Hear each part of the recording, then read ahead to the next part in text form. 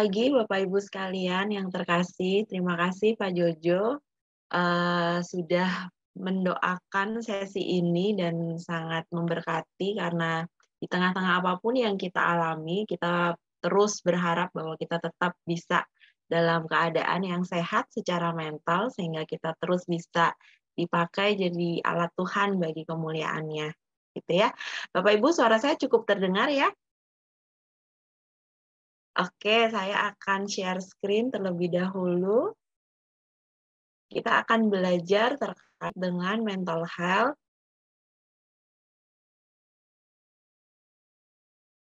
Ya, apakah sudah bisa muncul? Ya, hari ini saya akan membagikan mengenai mental health dan spirituality. Jadi, kita tidak akan hanya belajar hanya mental health saja atau hanya berfokus pada kondisi mental kita saja. Tetapi kita ingin belajar apa sih hubungannya kondisi mental kita yang sehat dengan spiritualitas. Karena jangan sampai hidup kita nih terkotak-kotak. Ada kehidupan yang sekuler, ada kehidupan yang sakral gitu ya. Karena seharusnya kehidupan kita ini utuh jadi satu. Itu yang Tuhan rindukan dalam diri kita. Sehingga kondisi kesehatan mental itu tidak bisa dipisahkan dengan spiritualitas. Spiritualitas kita juga akan mendorong bagaimana kesehatan mental kita bisa terbangun dengan baik. Nah, agenda kita hari ini adalah apa itu definisi kesehatan mental, kemudian ciri dari kesehatan mental itu seperti apa, lalu kesehatan mental dan spiritualitas itu nanti seperti apa, begitu. Jadi kita memahami dulu apa yang dimaksud dengan kesehatan mental, seperti apa ciri-cirinya, kalau terganggu itu kira-kira akan menjadi seperti apa, lalu kemudian koneksinya atau relasinya dengan spiritualitas dan kenapa itu penting, gitu ya. Nah, yang pertama adalah definisi. Nah, ini saya mengambil dari websitenya WHO yang menjelaskan tentang kesehatan mental. Di sini dituliskan bahwa kondisi kesehatan mental itu kondisi di mana seseorang itu mampu mengatasi stres sehari-hari. Stres gara-gara macet, gara-gara antri di ATM, gara-gara lampu merah panjang, gara-gara segala macam stres sehari-hari. Dan dia juga bisa menyadari potensi kemampuannya. Oh, saya ini jago nyanyi, kayak Bu Vivi misalnya. Oh, saya ini khotbahnya oke sekali, gitu. Atau saya ini pandai dalam berkomunikasi dan lain sebagainya. Nah, individu ini juga mampu bekerja atau belajar ya aktivitas secara umum dengan baik. Dan yang tidak kalah penting juga individu ini bisa berkontribusi secara positif di lingkungannya. Jadi ini adalah definisi kondisi seorang individu yang sehat secara mental. Nah, tetapi mental health itu tidak hanya berhenti pada kondisi nggak ada gangguan kesehatan mental. Tidak, tetapi juga ada kaitannya dengan stres-stres yang penting atau stres-stres yang utama dalam kehidupan kita. Contoh stres yang biasanya menjadi sangat berpengaruh dalam hidup kita adalah misalnya kita kehilangan orang yang kita sayang karena kematian, merasa berduka. Itu akan mengalami tekanan yang luar biasa. Atau ada kondisi fungsi-fungsi kehidupan yang tidak berjalan. Gitu ya, atau ada kondisi di mana seseorang itu terkait atau dia punya potensi atau punya resiko terhadap melukai dirinya sendiri. Ada orang-orang yang pada waktu menghadapi tekanan begitu rupa, dia akan membenturkan kepalanya ke tembok. Nah, itu adalah keadaan-keadaan yang terkait sesungguhnya dengan situasi kesehatan mental individu tersebut. Nah, lalu apa sih yang dikatakan itu tadi WHO ya? Apa sih yang dikatakan oleh negara kita terkait dengan kesehatan mental? Dan negara kita menambahkan satu hal yang bagi saya juga cukup baik untuk kita perhatikan, yaitu individu yang dapat berkembang secara fisik, mental, spiritual, dan sosial. Berarti berkembangnya ini secara sehat ya di area tersebut. Lalu dia menyadari kemampuannya, dia bisa mengatasi tekanan sehari-hari, dan dia bisa bekerja secara produktif atau belajar kalau dia siswa atau mahasiswa gitu ya. Dan terakhir akhirnya dia bisa menjadi atau memberikan kontribusi bagi komunitasnya.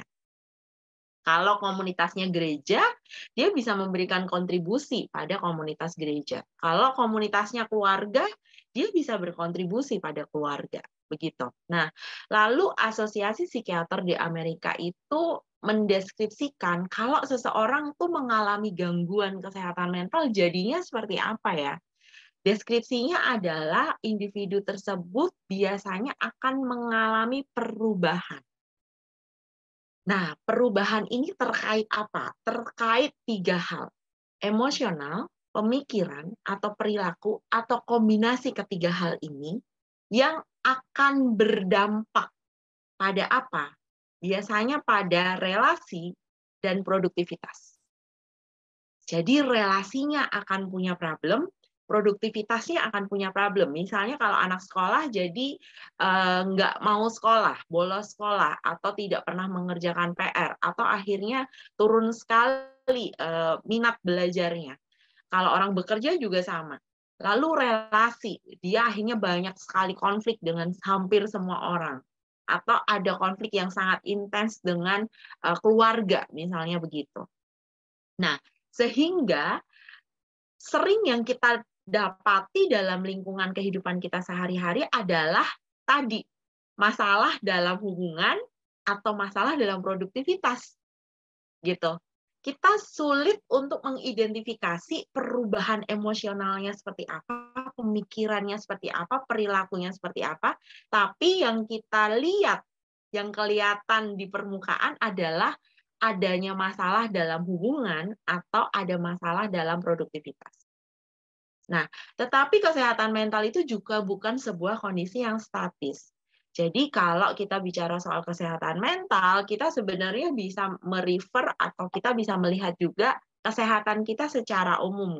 Kesehatan fisik kita gitu. Kita kan kadang-kadang ada hari momen-momen di mana kita merasa badannya nggak seger gitu ya. Mungkin karena tidurnya kurang atau kita merasa bahwa kita sedang nggak enak nih situasi badan kita karena kita sebenarnya sedang banyak pikiran. Jadi keadaan seperti itu adalah dinamika. Bukan berarti pada saat kita badannya ngerasa nggak enak, itu kita menyebut diri kita sakit secara fisik. Kita hanya ngerasa nggak enak nih badannya. Lalu kita misalnya minum jahe anget gitu untuk membuat diri kita menjadi lebih nyaman. Nah, itu bisa kita terapkan juga dalam kondisi kesehatan mental. Kadang-kadang kita merasa sedih, kadang-kadang kita merasa tertekan, kadang-kadang kita merasa marah, kadang-kadang kita merasa tidak mampu mengontrol situasi dalam kehidupan kita. Itu adalah tekanan-tekanan yang secara wajar, secara umum terjadi. Tetapi bukan berarti kalau kita menghadapi situasi-situasi seperti itu, keadaan emosi seperti itu, maka kita bisa melabel diri kita atau orang lain dengan situasi itu memiliki gangguan kesehatan mental. Tidak. Gitu. Jadi kondisi kesehatan mental itu bukan sebuah sebuah sesuatu yang fix gitu, yang tidak bisa bergeser. Enggak. Ini tuh seperti saya menyebutnya seperti spektrum begitu ya. Dia bisa bergeser tapi sebenarnya masih dalam keadaan yang cukup baik begitu ya. Nah, ini adalah sinyal-sinyal yang perlu diperhatikan untuk setiap individu supaya aware kondisi kesehatan mental mereka seperti apa. Saya mengambil ini dari websitenya psikiatri.org gitu ya. Ini adalah website untuk para psikiater sebenarnya. Nah, secara umum persentase gangguan kesehatan mental itu muncul itu cukup besar di prosentasenya di sekitar 50% pada usia 14 tahun ke atas. Gitu ya. Jadi ternyata bisa memunculkan gangguan secara jelas mulai di usia remaja. Gitu. Nah, hal-hal seperti apa ya yang kita mesti perhatikan dari lingkungan kita, orang-orang di sekitar kita. Sebenarnya ini hal sehari-hari, Bapak Ibu. Jadi ini hal yang kita bisa lihat dengan sederhana. Kita mesti memperhatikan pola tidur. Jadi kalau pola tidurnya mulai berubah secara dramatis, mulai nggak bisa tidur berhari-hari, setiap malam rasanya sulit sekali, badannya lelah, tapi sulit sekali untuk tidur. Nah, mulai berhati-hati. Lalu perubahan perasaan atau mood yang berubah secara drastis dengan cepat dalam durasi waktu tertentu. Merasa begitu sedih, merasa sangat tidak bergairah untuk akan kehidupan gitu. Itu juga tanda-tanda yang patut diwaspadai. Kemudian menjauhkan diri atau mengisolasi diri. Biasanya ramah gitu ya, kalau orang Jawa bilang grapyak gitu ya kepada orang-orang lain gitu ya. Tapi kemudian dia mengisolasi diri, dia membuat dirinya itu tidak lagi ada bersama-sama dengan orang lain, dia mengasingkan dirinya, nggak mau keluar kamar, tinggal di rumah saja, tidak berinteraksi. Nah, itu juga patut diperhatikan. Lalu ada fungsi-fungsi yang drop, tadi ya, fungsi kehidupan. Misalnya dia seharusnya sekolah. Sekolah itu kan kalau di kita jam 7 pagi ya, sekolah secara umum ya, jam 7 atau jam 8 sampai jam 2 atau jam 3 siang gitu. Nah, tapi ini dia nggak bisa gitu ya melakukan kegiatan sekolah ini atau bekerja gitu. Atau aktivitas secara umum sehari-hari yang dia kemudian tidak berfungsi. Lalu ada problem dalam cara berpikirnya. Salah satunya adalah tidak logis. Misalnya dia akan mulai berpikir atau merasa bahwa semua orang itu sedang memusuhi dia atau ingin menyerang dia. Nah, ada orang yang berpikir bahwa saya itu dibuntuti orang terus gitu. Nah, itu sudah mulai punya masalah berpikir yang nggak logis atau tidak mampu lagi berkonsentrasi. Biasanya dampak dari kurang tidur yang cukup lama, beberapa hari atau bahkan berminggu-minggu. Kemudian muncul sensitivitas indera yang lebih sensitif biasanya. Tidak suka sama cahaya, atau misalnya kemudian membaui aroma-aroma tertentu yang sebenarnya secara umum orang tidak mencium aroma tersebut gitu, atau melihat sesuatu yang secara umum orang tidak lihat gitu. Kemudian tidak berminat lagi pada hal-hal yang dulu menyenangkan. Makan bakmi tuh dulu saya seneng banget, tapi dia kemudian nggak ada minat lagi sama makan bakmi.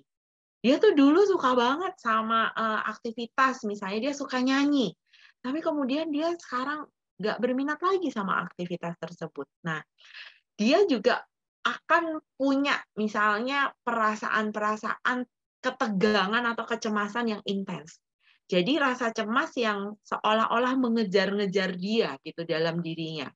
Ada perilaku-perilaku yang juga kadang-kadang kurang normal gitu ya. Mulai dari cara berpakaian mungkin gitu. Cara bicara, biasanya bicaranya seperti apa, lalu berubah jadi seperti apa. Gitu ya. Kadang-kadang juga tidak terkoneksi dengan lingkungan. Jadi dia tiba-tiba kayak nggak kenal sama keluarganya gitu. Nah, itu adalah hal-hal yang sebenarnya kita perlu waspadai ya. Dan akan ada banyak ini secara umum ya, tapi mungkin variasinya banyak sekali di lingkungan kita sesungguhnya, gitu ya. Nah, lalu kalau kita tadi sudah bicara tentang definisinya seperti apa, lalu tanda-tanda atau ciri-ciri yang perlu diwaspadai terkait gangguan kesehatan mental, sekarang kita mesti belajar juga seperti apa sih orang yang sehat mental. Secara lebih detail itu seperti apa. Tadi saya sudah tahu nih definisinya, tapi detailnya seperti apa. Nah, yang pertama ini saya ambil dari webnya Kemenkes ya di kementerian begitu ya. Nah, yang pertama orang ini merasa senang terhadap dirinya. Jadi ini terkait dia dengan dirinya. Pertama, individu ini mampu menghadapi situasi kehidupan secara normal, interaksi dan lain sebagainya. Lalu mampu mengatasi kekecewaan dalam hidup. Karena kehidupan itu tidak selalu menyenangkan. Ada hal-hal bagian-bagian yang mungkin tidak menyenangkan. Kemudian dia bisa merasa puas dengan kehidupannya sehari-hari, sekalipun ada kekecewaan-kekecewaan, ada hal-hal yang tidak menyenangkan.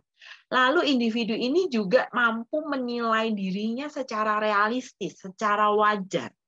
Jadi individu yang sehat, yang senang terhadap dirinya sendiri, bisa tahu apa yang positif, yang baik, sebuah kelebihan merupakan kelebihan dalam dirinya, atau apa hal yang negatif, atau apa hal yang menjadi kekurangan atau kelemahan dalam dirinya, dan mampu merangkul dua hal itu, menerimanya jadi bagian dirinya. Nah, itu individu yang sehat. Tapi itu baru satu poin tentang dirinya. Sekarang poin yang kedua adalah individu tersebut merasa nyaman berhubungan dengan orang lain. Jadi, sekarang tentang dirinya terkait dengan relasinya dengan orang lain. Yang pertama, dia mampu mencintai orang lain, menjalin relasi kasih dengan orang lain. Ini tidak selalu dalam ranah romantis ya, tetapi ini bisa dalam sebuah relasi dengan orang lain kita mampu gitu mengekspresikan, menunjukkan kasih, memiliki hubungan pribadi yang tetap. Contoh, individu ini punya sahabat-sahabat yang dia bisa jadikan teman gitu ya, yang dia bisa cerita apa yang sedang dia alami.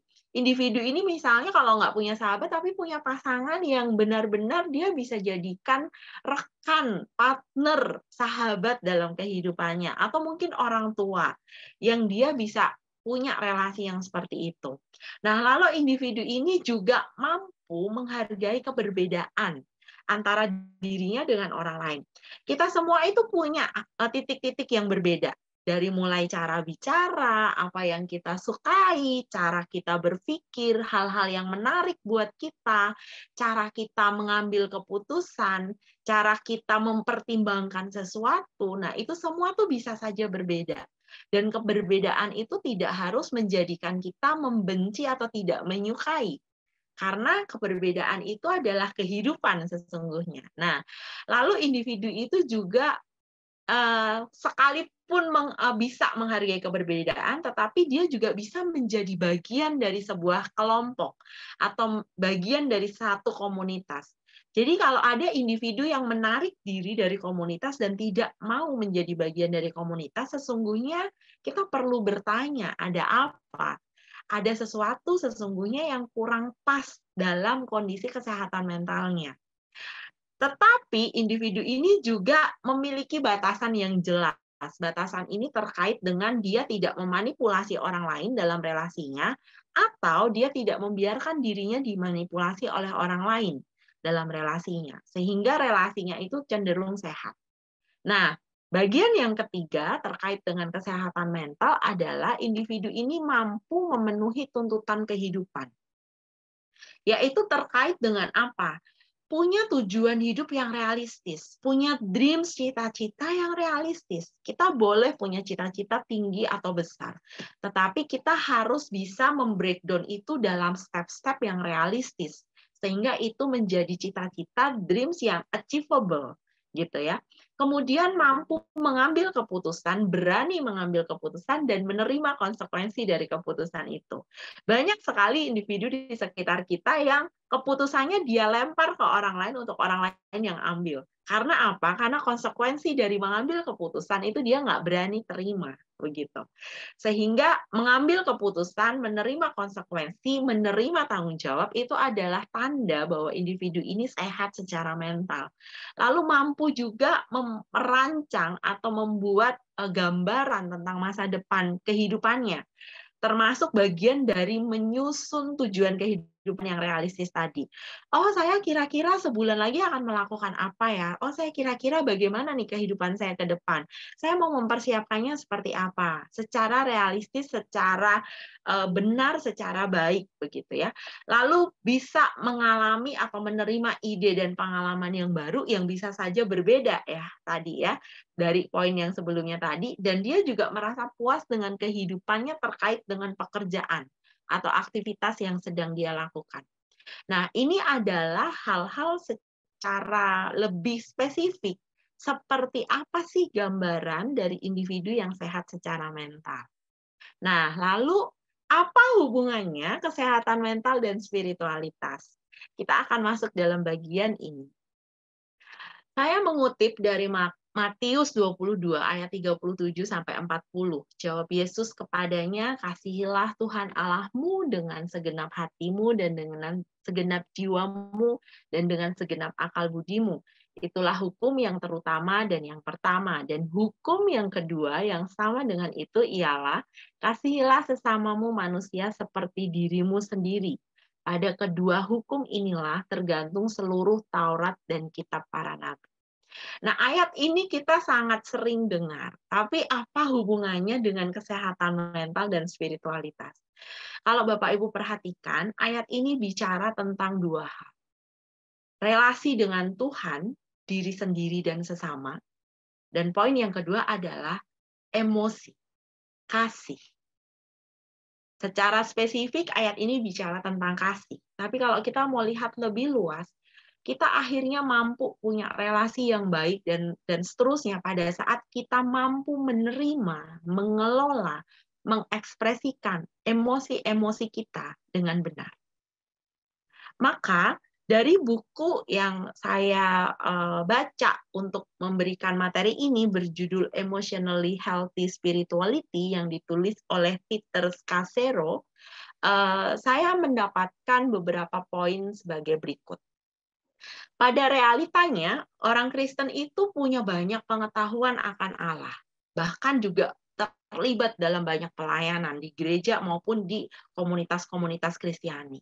Tetapi kita juga bisa melihat bahwa sikap, cara-cara orang Kristen hidup seringkali berbeda dengan gambaran orang Kristen yang digambarkan dalam Alkitab. Kenapa bisa terjadi seperti itu? Salah satu contoh yang sederhana, angka KDRT dan perceraian yang dilakukan oleh orang Kristen sama besarnya dengan angka KDRT dan perceraian yang dilakukan oleh orang yang tidak mengikut Kristus. Lalu apa yang membedakan sesungguhnya, gitu ya? Hal ini terjadi karena seringkali lapisan emosi, kehidupan emosi kita itu tidak kita biarkan disentuh oleh kuasa Allah yang sesungguhnya mengubahkan. Kita seringkali tidak memiliki waktu untuk mempelajari kesadaran batin kita, keadaan batin kita. Karena kita terlalu sibuk dengan hal-hal yang sifatnya superficial, sifatnya hal-hal yang fenomena, sifatnya religiusitas tetapi bukan spiritualitas. Kita sibuk dengan kegiatan-kegiatan yang dalam tanda kutip rohani, tetapi kita lupa mempelajari atau mendalami kehidupan emosional atau kehidupan batin kita. Dan banyak sekali orang Kristen juga gitu ya, yang sesungguhnya mengalami perkembangan emosi yang terhambat. Yang sesungguhnya dalam dirinya itu lapar dan haus akan kasih dan perhatian. Memiliki keadaan emosional yang tidak bertumbuh, yang tidak berkembang. Nah, dalam buku yang saya baca, Peter Scazzero ini menawarkan bagaimana sih sesungguhnya kita bisa menghidupi kehidupan religius kita menjadi sebuah kehidupan yang spiritual dengan kita memperhatikan keadaan batiniah kita. Itu yang dia tawarkan. Nah, dia mengungkapkan hal seperti ini. Dari Kejadian 1 ayat 27 dikatakan, maka Allah menciptakan manusia menurut gambarnya, menurut gambar Allah diciptakannya dia, laki-laki dan perempuan, diciptakannya mereka. Dari ayat ini dijelaskan bahwa Allah itu menciptakan manusia menurut gambar dan rupanya. Gambar dan rupa ini termasuk dalam dimensi fisik, sosial, intelektual, rohani, dan juga emosi. Maka tidak heran kalau di Alkitab dikatakan Yesus menangis, Yesus marah, gitu ya. Yesus menghardik. Itu semua adalah luapan emosi. Dan itu ekspresi yang ditunjukkan oleh Yesus Dia berdoa sambil berkata, Tuhan seperti mau mati rasanya pada saat dia di Getsemani. Artinya apa? Artinya Allah sendiri menunjukkan bahwa aspek batiniah individu itu penting. Seringkali kita menemui orang-orang Kristen dengan keadaan menimbun kemarahan sampai akhirnya meledakkan kemarahan itu pada orang lain. Atau kita justru tidak mengelola emosi-emosi kita dan justru malah meminta Allah mengambil perasaan-perasaan yang buruk sambil meminta Allah juga untuk menjadikan kita serupa Kristus. Jadi ini sebenarnya dua hal yang bertentangan gitu. Karena Kristus Yesus adalah pribadi yang merangkul semua emosi. Kita melihat bagaimana Elia terpuruk dalam perasaan tertekan gitu ya setelah menghadapi Nabi Baal. Kita melihat bagaimana Yunus komplain kepada Tuhan gitu. Kita melihat bagaimana Paulus secara emosional berekspresi. Kita melihat bagaimana Petrus. Nah, itu semua adalah kisah-kisah yang ditunjukkan Alkitab yang seringkali tidak tersentuh dalam pembahasan terkait bagaimana jiwa atau dinamika batin tokoh-tokoh ini sesungguhnya dikisahkan dalam Alkitab. Nah, ini adalah 10 tanda spiritualitas yang sesungguhnya tidak sehat. Pertama, menggunakan Tuhan untuk lari dari Tuhan. Contoh, kita berdoa untuk Tuhan melakukan apa yang kita inginkan, bukan mempercayakan kehendak Tuhan untuk terjadi dalam hidup kita. Gitu ya, mengabaikan emosi kemarahan, kesedihan atau ketakutan gitu ya, karena kita merasa bahwa emosi-emosi itu tidak kudus gitu. Bukan emosinya yang tidak kudus, cara kita mengelolanya sesungguhnya yang harus kita benahi. Lalu kita seringkali mati atau kita seringkali mau totalitas untuk hal-hal yang keliru, tetapi kita tidak menghargai hal-hal yang juga menjadi anugerah Tuhan. Contoh misalnya sesungguhnya kita bisa menghargai yang namanya friendship atau pertemanan, musik, seni, itu adalah hal yang menjadi anugerah Tuhan. Kita tidak harus selalu berfokus kepada segala sesuatu yang sifatnya sangat serius gitu dan melihat sukacita dan hal-hal yang lain itu bukan sebagai anugerah Tuhan. Lalu kita juga seringkali mungkin menyangkal pengaruh masa lalu terhadap masa kini. Kita seringkali lupa bahwa bagaimana kita dibesarkan oleh keluarga kita itu membentuk bagaimana cara kita sekarang hidup, pola-pola pemikiran yang kita miliki. Nah, itu kita harus lihat supaya kita bisa melakukan koreksi terhadap hal-hal tersebut. Kita seringkali membagi kehidupan dalam dua kategori yang tadi ya, sekuler dan sakral gitu ya. Padahal sesungguhnya kehidupan kita ini harusnya menyatu gitu, bahwa seluruh kehidupan kita ini harusnya menjadi hidup yang sakral. Lalu kita melakukan hal bagi Tuhan tetapi bukan bersama dengan Tuhan. Kita seringkali memposisikan diri Tuhan itu ada di sana sementara saya di sini harus berjuang mati-matian. Padahal sesungguhnya tidak begitu. Tuhan mau berjalan bersama kita, mengerjakan semuanya bersama dengan kita. Menghindari konflik-konflik dengan mencari-cari alasan-alasan rohani. Karena dengan alasan-alasan kita menjadi seorang pembawa kedamaian dan sebagainya, tetapi tidak berani membahas konflik itu secara mendetail. Kemudian menutupi kelemahan dan kegagalan karena kita merasa itu akan merusak nilai kita mungkin gitu ya di hadapan orang lain atau bahkan di hadapan Tuhan. Hidup tanpa memperhatikan batas atau kemampuan atau kekuatan. Karena pada saat kita berani hidup dalam batasan kita, kita akhirnya berani percaya bahwa Tuhan itu ada jauh di luar batasan itu. Nah, itu yang seringkali kita lupa. Lalu kita seringkali mungkin menghakimi perjalanan rohani orang lain. Dia belum seperti ini, maka dia akan belum seperti ini. Nah, itu juga kita harus berhati-hati. Nah, lalu kesehatan emosi itu dan spiritualitas tadi itu harusnya seperti apa? Peter Scazzero itu menawarkan ada dua hal. Yang pertama adalah kesehatan emosional itu sendiri, lalu yang kedua adalah kekristenan yang kontemplatif, gitu ya. Nanti kita akan bahas. kesehatan emosi ini sebenarnya kalau Bapak Ibu perhatikan sama dan banyak kemiripannya dengan tadi yang sudah disebutkan di awal dari Kemenkes, tanda atau ciri-ciri orang yang sehat mental gitu ya. Yang pertama, bisa menyadari, mengenali, mengatur perasaan kita sendiri. Bisa menempatkan diri dan memiliki belas kasihan yang aktif kepada orang lain. Bisa berinisiatif dan menjaga hubungan yang dekat dan bermakna. Bisa melepaskan diri dari pola-pola yang merusak diri. Pola merusak diri contohnya begadang. Itu pola yang akan merusak diri. Bisa peka terhadap dampak masa lalu pada masa kini. Oh, saya dulu mengalami ini, oh ini membuat saya seperti ini, membuat saya berpikir demikian. Nah, itu kepekaan seperti itu akan baik sekali kalau dimiliki oleh kita.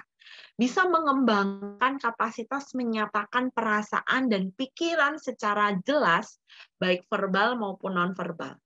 Jadi kita kalau ditanyain atau kalau ditanya mau makan apa gitu ya, pengen apa, kita bisa menentukan apa yang kita mau, apa yang kita inginkan.